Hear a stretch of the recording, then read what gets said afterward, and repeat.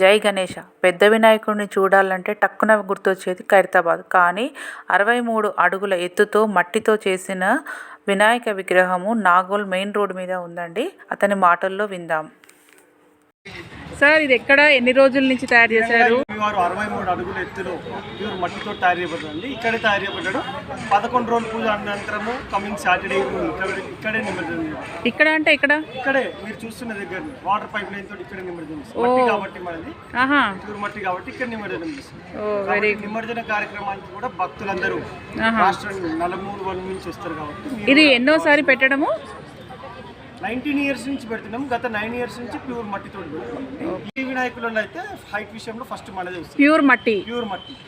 Year పెంచుతూ ఉన్నారా? Year 9 feets పెంచుతూ వస్తుంది. ఓకే. ఇయర్ అయితే 63 పెట్టాము. నెక్స్ట్ ఇయర్ చూడాలి విఘ్నేశ్వరుడు ఒక ఆశీర్వాదం ఇంకో 9 ఫీట్స్ కూడా పెంచుకుంటే. తప్పకుండా గణేష్ ఆశీస్సులు మీకు ఉండాలని కోరుకుంటున్నాను.